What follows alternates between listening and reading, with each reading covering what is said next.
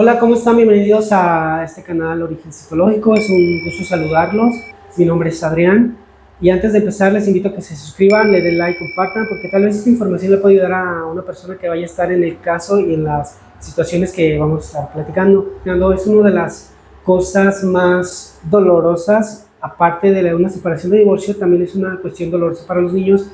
Y aquí es donde nos toca hablar de este tema. ¿Qué pasa cuando un niño está en medio de esta separación? ¿Con quién se va? ¿Qué es lo más doloroso? Y lamentablemente, no me gustaría decir esta palabra, pero los que más tienen daño son los niños por orgullo de los padres, y de eso nos va a aclarar en un momento más la especialista. El contenido de este capítulo en ningún momento pretende suplir la consulta de un especialista. Bienvenidos a su canal Origen Psicológico. ¿Cómo estás? Muy bien, gracias por la invitación. Un gusto estar aquí nuevamente. Muchas gracias a ti por ayudarnos, por lo que nos vas a compartir. ¿Nos puedes regalar tu nombre y a qué te dedicas, por favor? Sí, claro, mi nombre es Berenice de la Rosa Hernández, soy abogada. Actualmente me dedico al derecho familiar. También soy docente de derecho, y las cuestiones que se tratan dentro del derecho familiar o los asuntos pues tiene que ver literal como lo expresa la palabra familiar, las cuestiones que tengan que ver con los hijos, esposos, concubinos, concubinas. En la actualidad también le llamamos a las nuevas relaciones sentimentales, de hecho, que les pudieran identificar como amantes, que también en la actualidad pues tienen, se generan derechos, se generan obligaciones y también cuando se procrean hijos, y es lo que nosotros como abogados tratamos dentro de esta área del derecho. Qué interesante, está bien que nos regalaras para otro tema de los amantes, que es y de los animales que aquí no pasa. Muy bien. También perfecto. Ya se ventilan en derecho familiar cuestiones de custodia de animales. Nos vamos dando. Pero ahorita hablamos de eso. Muy bien.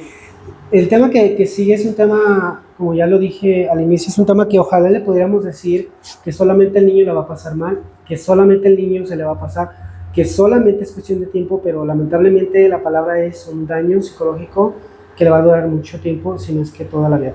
¿Nos puedes hablar cuál es este proceso, por favor?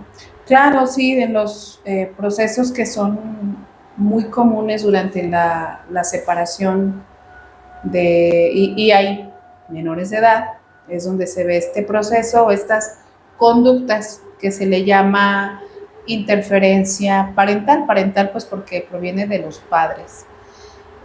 O del círculo en el cual el menor de edad o los menores de edad o adolescentes se encuentran inmiscuidos. Y la interferencia tiene que ver con las conductas tendientes de uno de los progenitores a querer poner en mal la imagen de un progenitor, de uno con el otro. Puede ser en algunas ocasiones que sea solo uno de los progenitores que interfiera, que manipule, que es conocido de esa manera, o como coloquialmente le podemos decir, está mal aconsejando. Le está introduciendo ideas al menor de una realidad equivocada, o incluso puede ser una realidad que sea cierta, pero que los papás no tienen el por qué informarles a los hijos. Dentro de esto, pues pudiera ser en una cuestión de separación, como menciono, que se vive. Yo no he conocido ningún asunto, o es raro el asunto, donde no haya interferencia, no haya esa manipulación. O sea, de que hay, al momento de separar, de que va a haber, no hay otra. Son raros los casos en los que no, y muchas veces lo hacen los papás porque no saben que esa conducta que ellos realizan puede traer consecuencias que afectan directamente a sus hijos. Y en este proceso, ¿qué ganan los padres? Porque, como tú dices, de que se va a dar ahora, ¿qué ganan? ¿Qué ganan? Si se pudiera decir que ganan algo. Bueno, ya en un proceso, hablando de un proceso legal o previo a la separación, cuando ya están, a la separación legal me refiero, porque puede haber la separación material, de que una pareja se decide uno de los dos dejar el domicilio. Comúnmente es el esposo el que sale y mamá se queda con la custodia. Y normalmente lo que ellos ganan, hablando de cuestión propia, pues es su ego. ¿no? El que empiezan a utilizar a los hijos como para hacerles ver, me quiere más a mí. O a veces lo que hacen es, que son, como comentaba hace un momento, son situaciones reales, que puede ser el papá que tenga problemas de adicción, de alcoholismo, que pueda ser infiel, violento, que es, o sea, son cuestiones reales, pero que los papás no tienen por qué hacérselo notar a los hijos. O a veces papás o mamá lo hacen para lastimar al papá y el hijo se queda, o sea, con la idea de que mi papá es esto. Cuando la obligación de un papá ante estos tipos de separación, hablemos de separación material, que es sin un juicio, o bien ya estando dentro de un juicio, la obligación de los papás es mantenerse al margen o no inmiscuir a los hijos en las cuestiones o los problemas de los adultos. En este que dices algo muy importante. Entonces, ¿crees que pueda más el orgullo de ver quién gana que a veces la misma situación del daño que le van a hacer al hijo? Sí, en la mayoría de los casos es eso. Me ha tocado estar ya en un juicio, en cuestión ya legal, donde verbalmente, ¿no? Una de los progenitores, casi siempre es la mamá la que dice, no, pero es que yo no, o sea, yo dejo que el papá vea a mis hijos, no tengo ningún problema, él es el que no va, o él es el que va y se está unos minutos, y platican eso, pero la realidad es que cuando se someten, como el juez quiere conocer la verdad de quien miente, no por conocer la postura de los papás, sino si esas mentiras pudieran afectar directamente al menor. Ahí es donde el juez puede investigar con periciales en psicología y conocer si realmente está interfiriendo.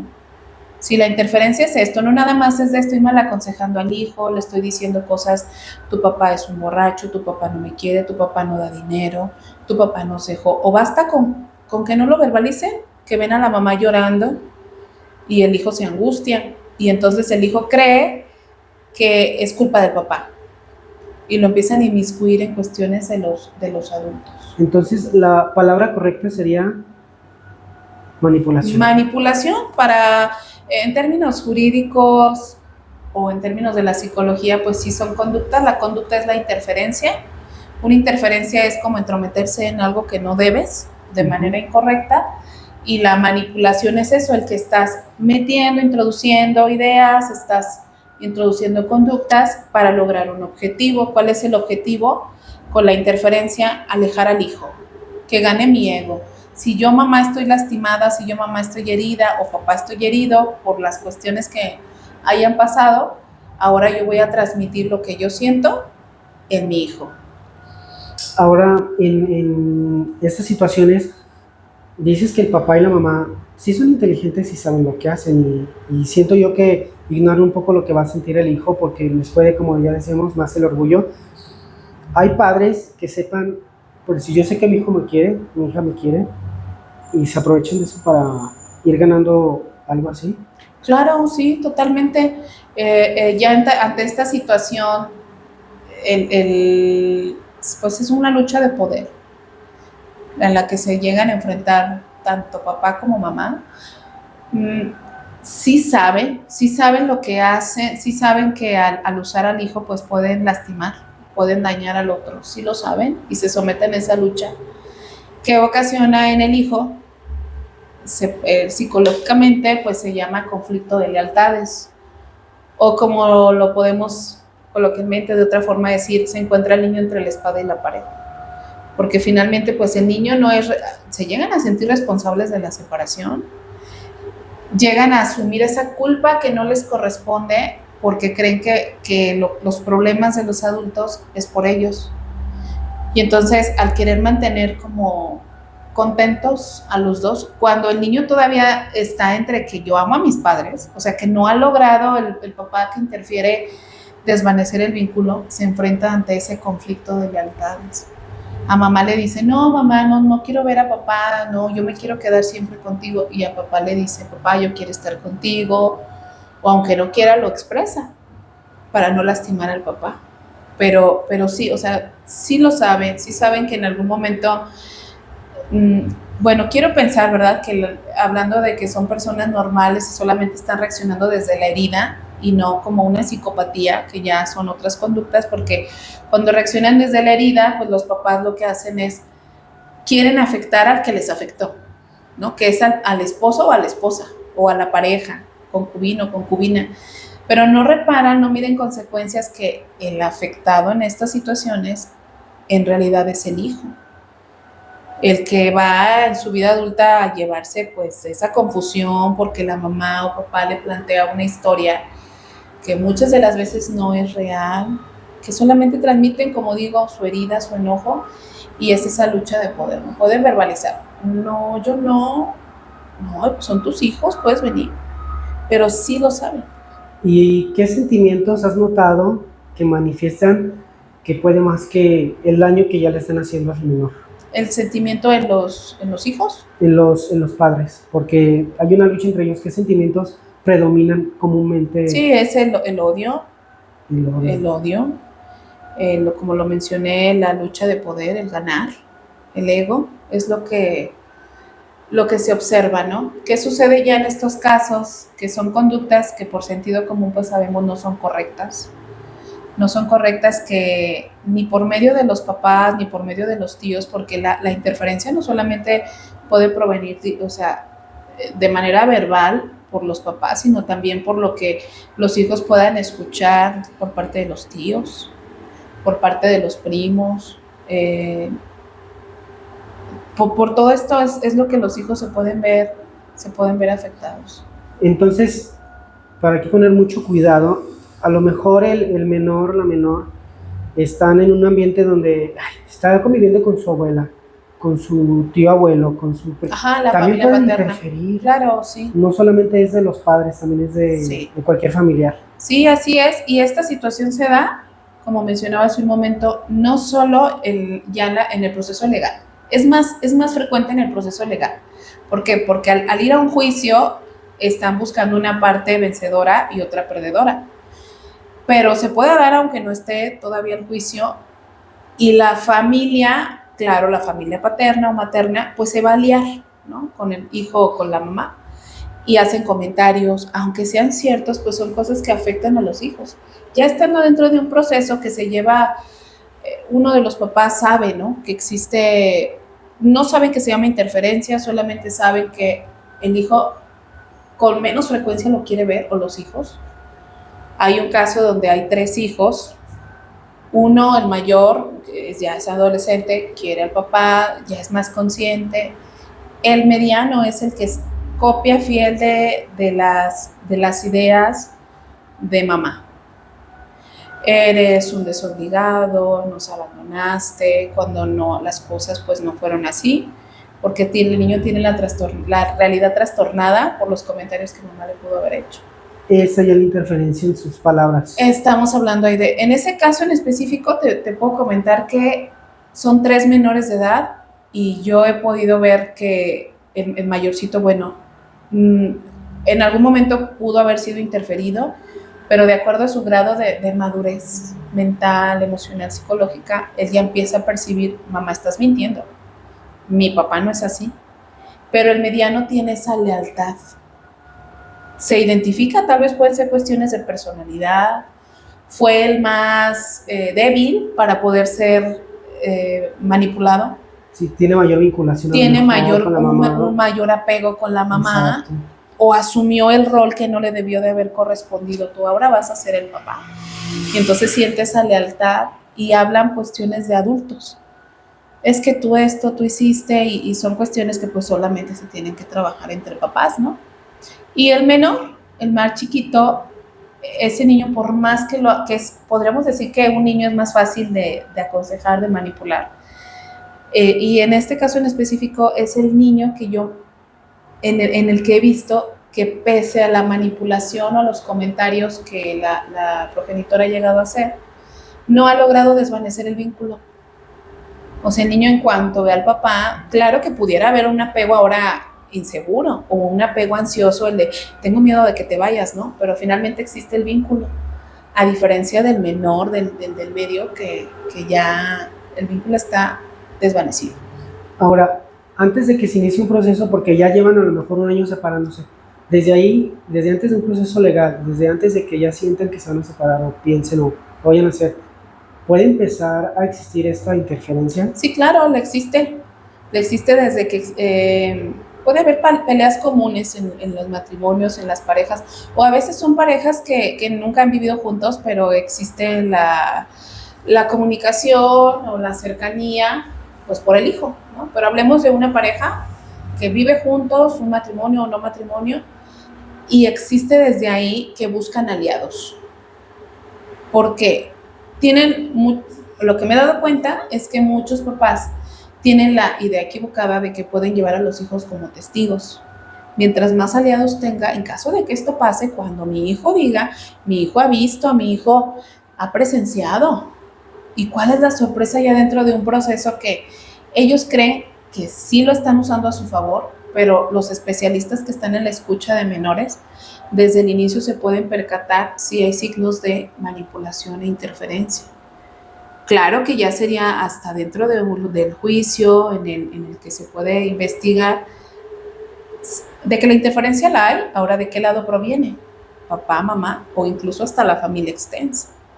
Es una guerra. Es una guerra. Muy fea. Eso se vive desde antes de la separación y porque buscan aliados.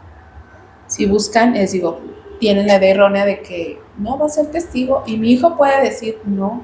De hecho, en los procesos legales es lo menos posible que se pueda involucrar a los menores de edad o a los adolescentes, no porque su opinión no sea importante, sino porque su capacidad emocional no es correcto que esté sobrellevando un proceso de este tipo. Yo he sabido solo de pocos papás que desde antes de iniciar un juicio empiezan a llevar a sus hijos a terapia, y eso les sirve de muchísima contención a los hijos para que puedan ellos, como el adulto, sobrellevar el proceso. Sí. Adquirir herramientas. Tuve una audiencia antier en la que la psicóloga, cuando pasa a informar lo que pudo percatarse en la escucha del infante, desde el inicio menciona que el niño iba interferido porque él sabía que iba. Y desde antes de la citación los jueces hacen la recomendación, casi la orden, por así mencionarlo, donde se prohíbe que a los niños se les informe de qué se trata. O sea, el niño tiene que ir a dar su opinión lo más libre y espontánea posible. Entonces el niño, cuando llegó, dijo: yo vengo aquí a decir que quiero quedarme con mi papá. Y entonces empieza a indagar, ¿no?, de la forma en la que un psicólogo debe de abordar la escucha, no de preguntas directas de ¿con quién te quieres quedar? No. Platicar con él, y es cuando se puede saber la afectación. Ya cuando se toca el niño un discurso muy marcado de eventos que le han hecho creer, le hacían la pregunta de otra manera y ya no sabía cómo responder. Cuando ya era: oye, ¿cómo te sientes con mamá? El niño totalmente callado. Signos de interferencia. El niño empezó a entrar en ansiedad, empezó estaba dibujando, a ya no querer hablar. La entrevista con el menor la psicóloga se incorpora a la sala con nosotros y da estas observaciones, ¿no? Que el infante iba, pues sí, presentaba signos de interferencia, no se asegura, presenta, son evidentes.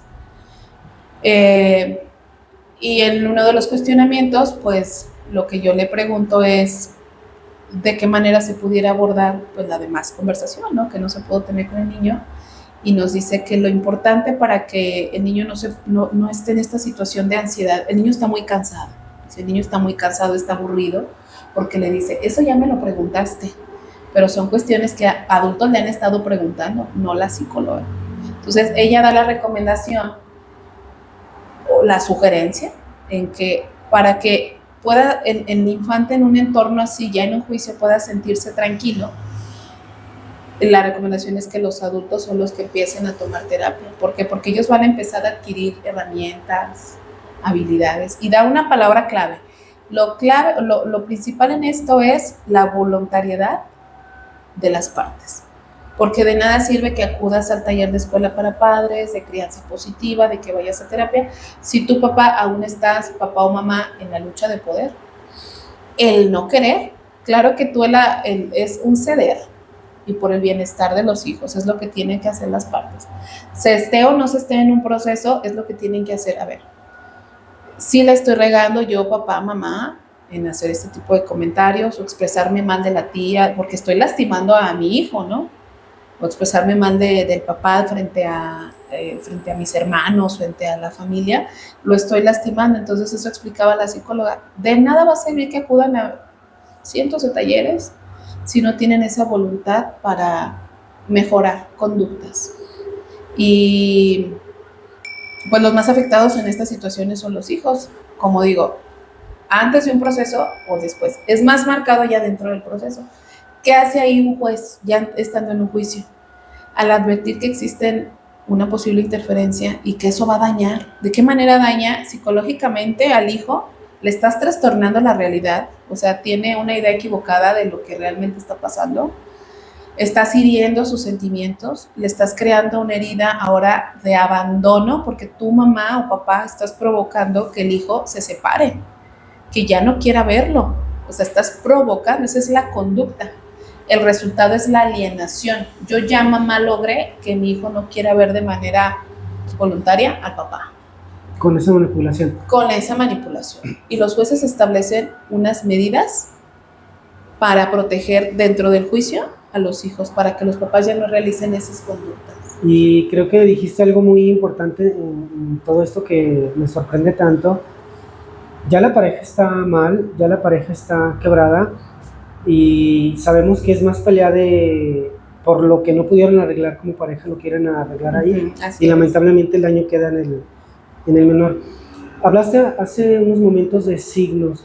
¿Qué signos o qué manifestaciones de conductas te dice a ti o presenta, como tú le dices, presenta porque se manifiestan pero no están todavía comprobados, que un niño ya esté siendo interferido? Sí, Niño. El diálogo, la forma en la que expresa el niño, los tres niños que les comentaba, uno de ellos me dice, pero mi mamá ya tiene, de manera espontánea, porque yo no soy de interrogar a un niño, no, el niño llega y te platica. O sea, tú no te acercas como que, a ver, hijo, no, ven a ver eso si no, estás... eso también sería por parte de nosotros Tiene abogados, interferencia. Se manifiestan tal cual. El niño busca ser escuchado. Hay niños que han llegado a decir, quiero hablar con el juez, cuando ya saben que hay un juicio. Ya lo saben. Entonces, los signos son que el discurso, sí, el discurso son palabras de adultos. Cuando hablan así temas de no da pensión, okay. Un niño puede decir, o sea, son palabras que no son de un niño. No son de un niño. Okay. Es infiel cuando no son palabras de un niño. No, pues no. En el otro, en este niñito en el que de manera espontánea le estaba platicando, dice, pero ella, o sea, su mamá, ya tiene hijos de otro viejo. Así eso es donde se ve que no está interferido. Y ¿sabes? No es necesario que el papá se lo... No. El niño se llega a dar cuenta, el menor siempre me voy a referir a sea hijo o sea hija. El menor se da cuenta de lo que está pasando, que lo están interfiriendo. No se da cuenta, solamente él, como lo decía hace un momento, se siente en ese conflicto de lealtades, ¿no? Todavía cuando no se ha desvanecido el vínculo, está en conflicto de quiero a papá, quiero a mamá, quiero que estén juntos. Si todavía está en esa confusión, esas son las, no se da cuenta. Ya conforme va adquiriendo madurez, pudieras darse el caso de que lo sabe. Estamos hablando ya de la adolescencia, casi por entrar a la vida adulta. Pero ya de adultos, cuando ya empiezan a buscar ayuda porque pues están dañados, ¿no? Por esas cuestiones, claro que logran identificar. Y ahora, el enojo que pudieron haber tenido contra el progenitor, la mamá le introducía ideas equivocadas al papá, o ciertas, pero finalmente con la finalidad de que no ame al papá, de despegarlo, de desvincularlo. Pero en la vida adulta, cuando ya se da cuenta, ese rencor que le pudo haber tenido el progenitor ahora es contra la mamá, porque ya saben la verdad. Y es un enojo y es una ambivalencia en la cual se sienten, pues, yo he platicado con adultos, ¿no?, que han vivido procesos así, se sienten que fueron usados por una de las partes. A veces los dos papás, como que ya empiezan, sí, tu mamá dijo esto de mí, entonces ahí te va lo Claro, contrario. empiezan a comentar y son situaciones que se viven así. Los jueces por eso establecen medidas de protección para los niños cuando hay un juicio antes de que se dé como la sentencia definitiva o el veredicto final. Para ver con quién se va. A ver quién de los dos puede, en qué ambiente debe de estar el menor, en qué entorno. Establece las medidas de se prohíbe que realicen comentarios de este tema, que inmiscuyan al menor, a sus menores hijos en temas que el niño no tiene por qué saber si el señor da o no da, señora. Esas son cuestiones de usted. Mira, a un niño no le importa si el papá no da o no da cuando no se ha desvanecido el vínculo. El niño quiere ver al papá independientemente de lo que sea. Estas son señales de que el niño no está siendo interferido. Pero cuando el niño ya no quiere ver al papá, ya no quiere convivir con el papá, ya no quiere ir con la familia porque no da dinero, porque ya tiene otra novia, porque mamá se va a enojar, mamá llora si va con el papá. Hablo más como de esta cuestión, no porque esté señalando a un género, es más común porque la custodia en la mayoría de los casos la siempre detenta va a favor de la madre. la mamá, detenta los hijos se quedan con la mamá. Entonces no es por señalar a un género como tal, pero son conductas que realizan los dos. Entonces el juez establece esas medidas para proteger. Ha habido casos graves donde ninguno de los dos muestra la voluntad para abstenerse de realizar ese tipo de conductas de manipulación. O sea, el niño está llevado entre los dos, o sea, si ha no es casado los dos. Y si no logran ponerse de acuerdo, ha habido casos donde los jueces, su determinación es, voy a institucionalizar al infante. Que sería mandarlo a lo que le dicen, ¿no? A una casa hogar, al DIF, a la Procuraduría. Algo neutral, porque ellos se hacen pedazos y el niño pues... Entonces, en lo que se resuelve el juicio, esos son los casos más graves, ¿no? Por eso nosotros como abogados tenemos que tener la sensibilidad de exhortar a las partes de, señora, no evite. Claro que yo he tenido clientes que me dicen, y no quiero que los vean, pues es que no voy a... O sea, éticamente, moralmente no puedo acceder a eso. Claro que hay abogados que pudieran mentir en el proceso, presentar falsas denuncias de violencia para que el hijo se vaya alejando, ¿sí? Y no quiero que lo vean. Claro que hay abogados que acceden a eso, pero no es lo más sano. No es lo más sano porque no estamos tratando con objeto, no estamos peleando o viendo por el interés de un bien, de un objeto. No se puede cosificar. O sea, esto parte desde nosotros como abogados, no cosificar a los infantes o adolescentes dentro del proceso. En tu experiencia que tienes, porque quiero aclararles que ella no es psicóloga, pero sabe mucho de estas conductas y te habla de señales porque la experiencia se lo ha dado. ¿Cuánto les llega a durar un daño de esos a los menores? A los menores puede ser toda la vida. Toda la vida.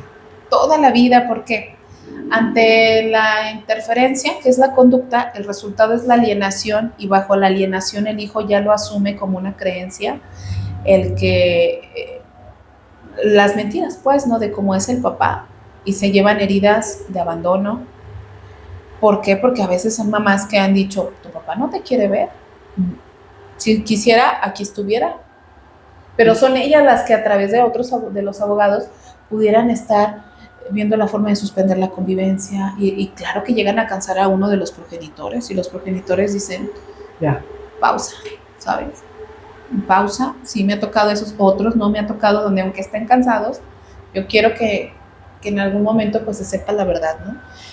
Y ante estas conductas, ¿qué se genera? Como lo mencioné, heridas de abandono, odio, enojo, y se crea eso, ¿no? Ese sistema de creencias, y se lo llevan a la vida adulta y lo replican en sus relaciones.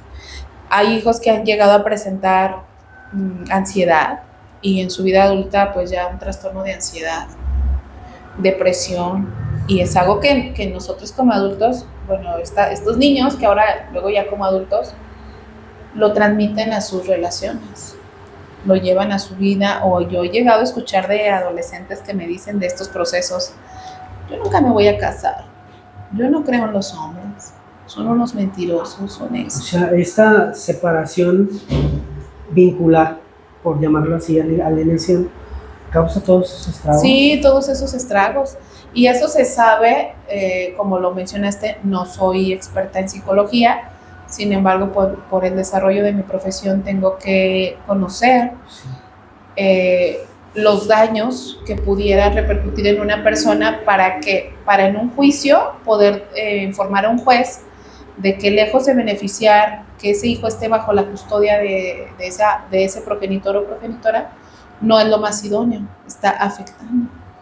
Entonces, sí, yo lo he llegado a ver, en el proceso, las psicólogas cuando ya rinden su informe, el juez ordena que se lleven a cabo pruebas en psicología. Es lo que te iba a preguntar, ¿quién ayuda a esta injusticia? ¿Quién qué, perdón? ¿Quién ayuda en esta injusticia a los menores? El juez. Cuando los padres de manera voluntaria no logran ponerse de acuerdo en cuanto a lo que más va a beneficiar al hijo, el juez, pues si nosotros como abogados ofrecemos la prueba de psicología, el juez desahoga estas pruebas. Si no se ofrece, el juez de oficio ordena que se haga esa prueba, ese examen, y mediante esas pruebas se puede determinar si existe la interferencia, cuál de los papás la está provocando, cuál de los padres cuenta con las mayores habilidades y herramientas para custodiar al menor de edad o al adolescente. En caso de que exista la interferencia ya y que se determine quién de los progenitores la ha causado, cuáles son los daños que presenta actualmente el infante y las formas de reparación.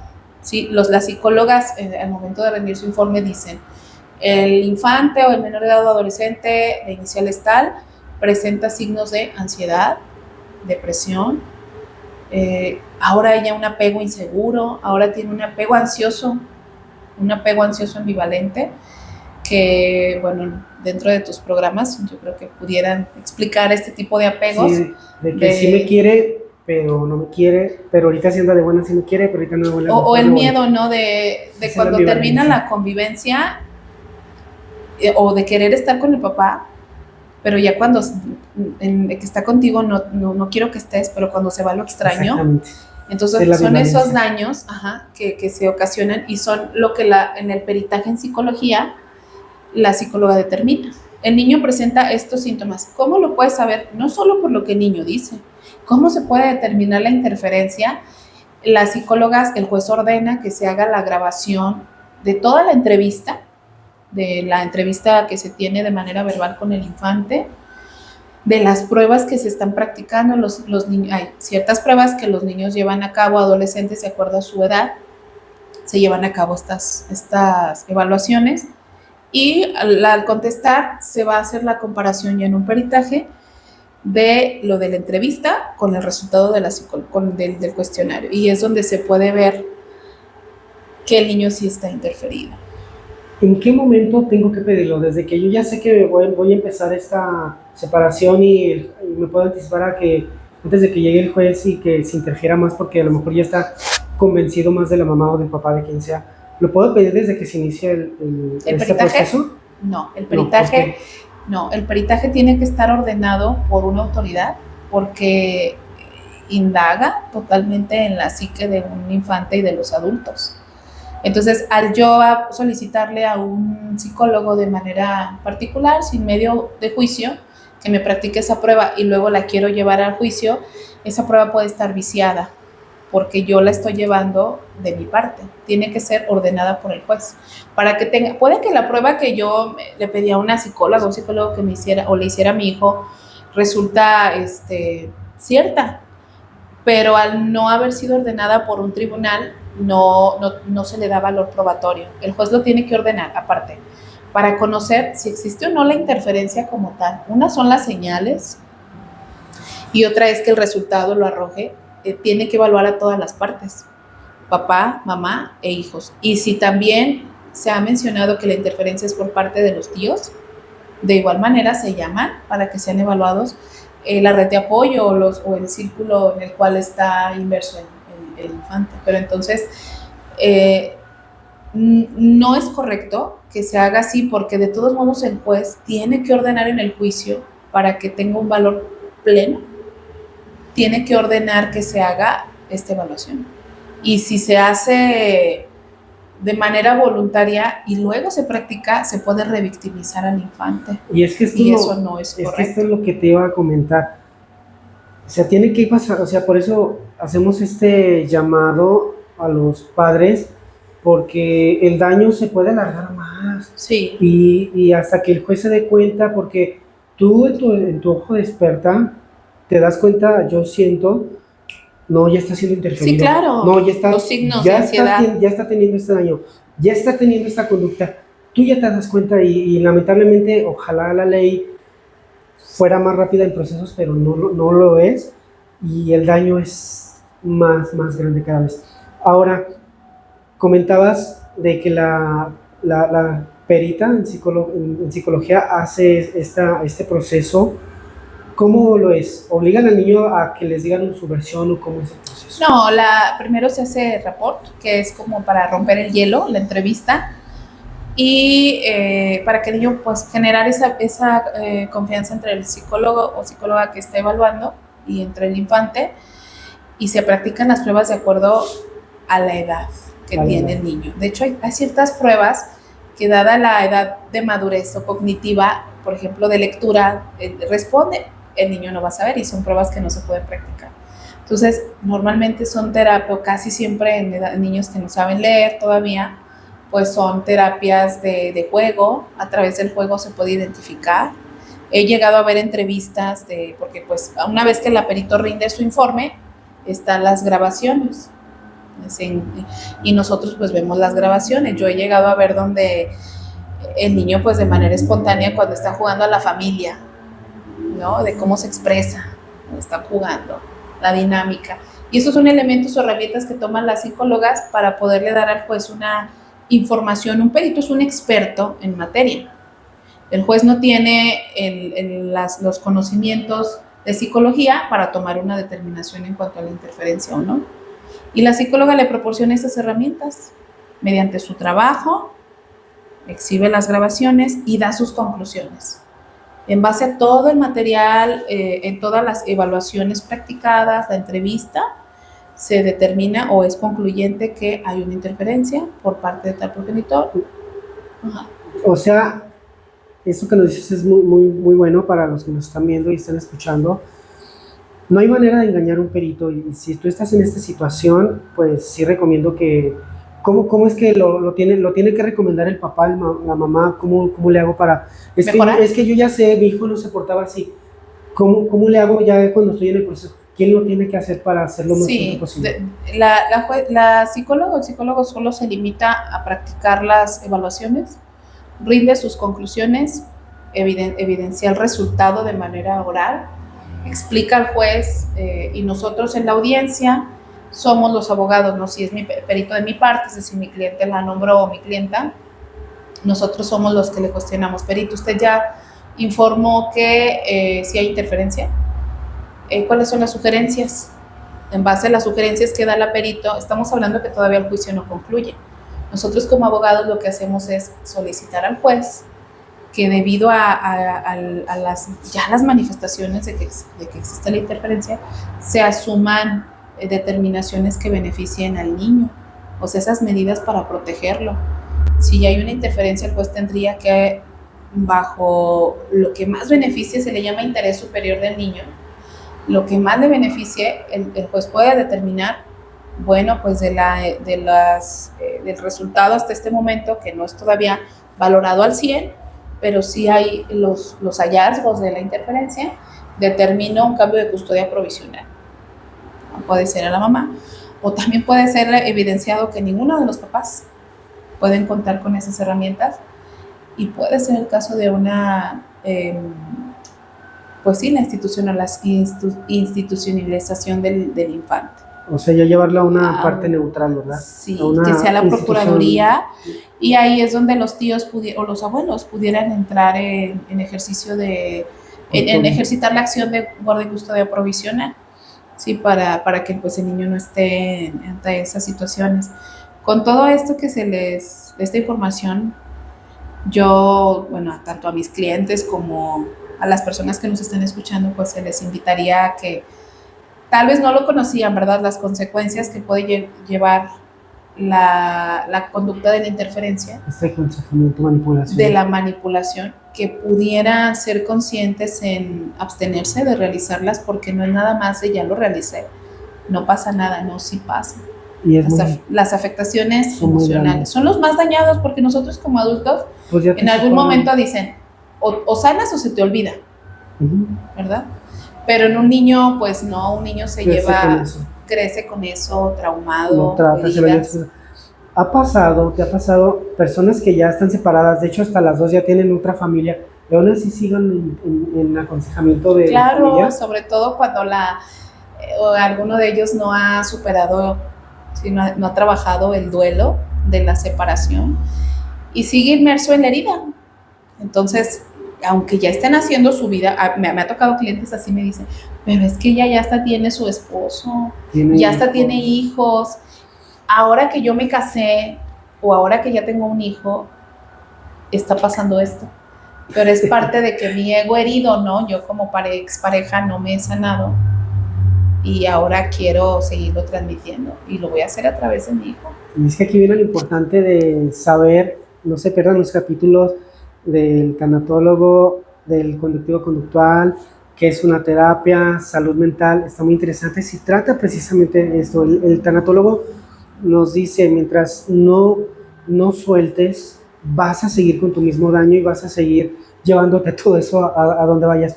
Ahora, me habías contado un caso donde un niño manipulado, y disculpen que diga así la palabra tan fuerte, pero creo que es lo que es. Eso es manipulación. Donde ante el juez odiaba al papá, pero llega el momento del perito y ama al papá. Sí, hay casos así, uno así es donde contar, ¿no? Frente al juez se expresa el que no quiere ver al papá, no lo quiere ver. ¿Por qué? Pues porque le hizo daño a su mamá, o solamente se mantiene en la postura cerrada de, en este caso en específico, no quiero verlo. Pero ya cuando se están llevando a cabo las sesiones el juez ordena dentro del proceso las sesiones de revinculación, porque ya hay una desvinculación provocada por la progenitora, no por el papá iba tal cual como estaban marcadas las convivencias, y era, no quiero ir, y no voy. Entonces, cuando se llevan a cabo las sesiones de revinculación, la psicóloga, pues, ¿qué hace en ese momento? Es observar, y la conducta es, papá, en cuanto lo ve. Muy distinta. Ajá, de verlo. Y a la siguiente sesión, el niño está otra vez, bueno, ya es un adolescente, el niño está renuente, no me interesa, y se hace la labor para que se genere la convivencia, y el niño otra vez, literal así, se le olvida y vuelve a, oye papá, y a platicar. Y pese a que ya existen las medidas otorgadas por el juez de que, señor, absténgase de conductas, absténgase de comentarios, absténgase, el niño sigue presentando manifestaciones de la interferencia. Frente al juez dijo, no lo quiero ver, no me interesa. Pero en la terapia, en las sesiones, se presenta otra cuestión y hay otro asunto o otros, podemos decir que como muchos, donde la mamá a la niña le dice, no, es que yo no me quiero quedar a dormir. Ya es un juicio, estamos hablando de que ya hay un juicio.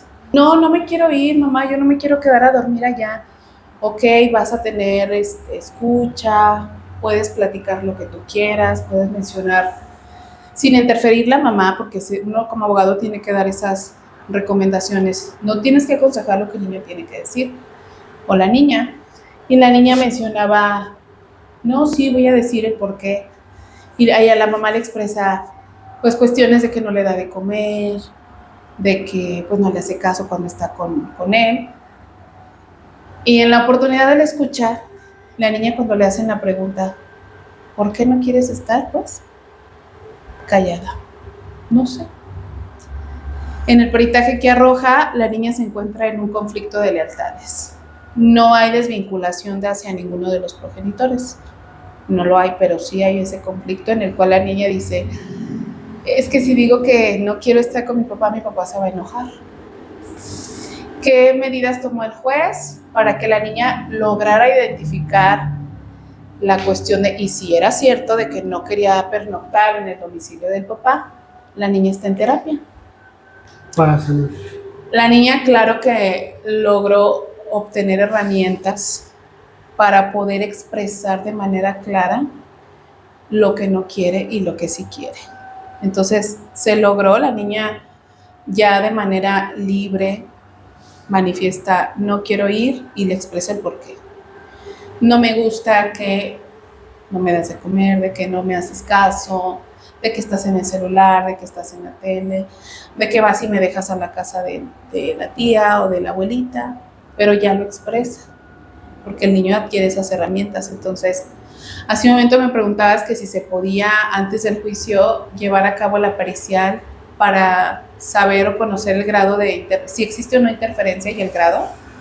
No, lo recomendable es que incluso pues antes de iniciar el juicio, durante la separación, haya terapia. Papás van a adquirir las herramientas necesarias para, pues sí, para que no sean dañados sus hijos mediante esta interferencia, y los hijos aprender o que les sirva de contención, porque finalmente pues ellos también sobrellevan el proceso, pero no saben cómo manejarlo. Entonces, claro, lo recomendable es eso, y lo hagan o no, señores, señoras, ya en un juicio un juez lo va a ordenar. Qué mejor que ustedes pues tomen esa iniciativa de, a ver, nosotros creo que como pareja ya pues no funcionamos y nuestros problemas están afectando a tal grado a nuestros hijos, yo, mis conductas, mamá, tú, papá, y ahora nuestro hijo necesita sanar y reparar algo que le causamos. ¿Hay vínculos que se rompen a pesar de esto o no? Que se rompen con la interferencia. Más bien, ¿hay vínculos que no se rompen a pesar sí, de la aconsejamiento? Sí, me ha tocado, de los 3 que comentaba hace un momento, donde el del medio era la lealtad al 100 a la mamá. Bueno, que eso lo verbaliza, no sabemos durante el juicio qué vaya a resultar, pero en el más pequeño, que pudiera ser el que tendría que haber logrado por la edad, el lograr el rechazo, el contagiar el odio, el transmitirle, no ha pasado. Sí, no ha pasado. Sí influye muchísimo cuando realmente ha habido casos donde el vínculo se desvanece, pero por el total abandono del papá. O sea, hay los extremos, o el total abandono de la mamá, donde no hubo una interferencia como tal, donde el hijo pues no se le tuvo que ocultar o inventar o informar situaciones, cuando el hijo pues realmente pues sabe que papá o mamá se fueron, o a veces los dos. Ha sido el caso de que lo dejaron con la abuelita, y ahí sí el vínculo pues está totalmente desvanecido. Pero cuando sí me ha tocado donde no se ha logrado desvanecer, lo que se tiene más bien que trabajar ahí, cuando el vínculo no se ha roto, no se ha desvanecido, no se han desvinculado como tal, es tratar el apego, porque ya no hay un apego seguro, ahora hay un apego inseguro, o tal vez ya había inseguro. Casi siempre se da en esos papás que trabajan largas jornadas, sobre todo cuando es la primera infancia de los niños, y es cuando necesitan más papás presentes y no ausentes, y sí se llega a dar esto del apego que se transforma ahora en un inseguro, ¿no? Y si se va, y qué tal que se va a trabajar y no regresa, y después hablamos ya de un apego ansioso. Sí, todo esto se da. Entonces sí me ha tocado que no se ha logrado, por más que mamás o papás lo hagan, o la familia interfiera. Eso es bueno. ¿No? Que no lo creen, porque ellos tienen otro sistema de creencias, o creen o saben cómo es el papá. ¿En qué depende mucho de esto? La edad de madurez de los hijos. Hay que tener en cuenta eso, la edad. ¿Qué hacer para no hacerles este daño si ya estoy en el proceso? Lamentablemente ya está esto. ¿Qué hacer para no hacerles daño? Desde el inicio, ¿qué recomiendas? Si ya estás ahorita separándote, ya hay una manipulación de parte de todos, ¿qué hacer para no hacerles daño? Sí, ¿qué hacer? Lo primero es ser honestos con papá, mamá, o sea, ser honestos con uno mismo, contigo mismo, y si sabes que tú no cuentas con las herramientas para sobrellevar emocionalmente el proceso, lo primero que se recomienda es buscar ayuda profesional, psicológica y asesoría legal. Sí, una asesoría de expertos en derecho familiar que los puedan orientar en lo que más va a beneficiar, no el asunto, sino literal a esa familia con la cual estás tratando. Entonces, Sugerencia, terapia, o sea, asesoría profesional, legal y psicológica.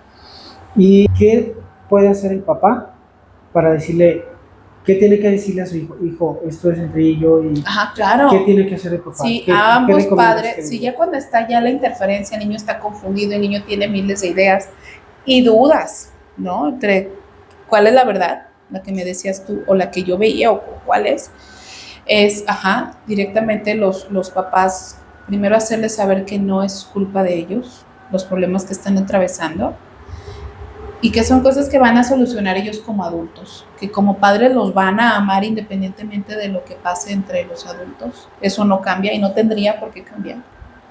El primero hacerle sentir esa seguridad al hijo, y como hace un momento yo lo comentaba, que en uno de los juicios la psicóloga que dio su opinión es que tengan esa voluntad de ya no seguir, de ya abstenerme, ¿sí? Abstenerme de realizar la conducta de la interferencia. Por más enojo que tengan, yo sé que puede ser muy complicado, que sí puede haber papás que realmente, como decimos, no da una, pero abstenerme de dañar, porque finalmente el hijo ama al papá, ama a la mamá, independientemente de que dé o aporte o no dé, lo vea o no lo vea, lo ama.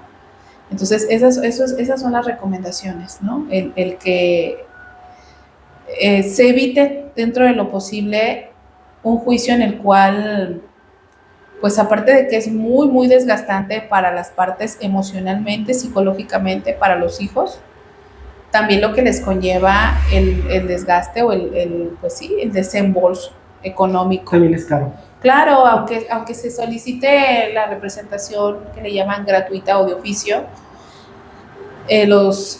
los gastos que se tienen que hacer de las periciales se tienen que hacer. O sea, se evalúa papá, mamá, los hijos, dependiendo del número de los hijos, y de todos modos hay que pagar esas evaluaciones que no son, pues, baratas. Entonces, lo más recomendable es, si ya estás en separación, arregla tu conflicto, arregla tu orgullo, queda en un acuerdo con los hijos, platícales a los hijos qué pasa, y les ahorrarás años de terapia, daños psicológicos durante toda su vida, y también te ahorrarás, pues, economía, porque a veces también ese es el tema, no está dando y todavía lo que no da no lo inviertes en peritaje, pues imagínate dónde va todo esto. Sí, claro. Y ya para terminar, ¿qué le puedes decir a las personas que están a punto de enfrentarte a esta situación? ¿Qué será lo más fácil y sencillo para hacerlo bien y de una manera que los dos queden mejor? Sí, lo más recomendable ante estos juicios es, ante estas situaciones, ¿no? Juicios es que pudieran llegar a un convenio, a un arreglo. En los convenios se puede establecer todas las cláusulas que sean para el interés, para el sano desarrollo integral, o sea, en todos los aspectos de un menor de edad. No solamente establecer cláusulas de quién va a custodiar a los hijos o quién va los días y horarios de convivencia y la pensión. No, también se pueden establecer cláusulas en las cuales los padres se comprometan a estar acudiendo a terapia, ¿sí?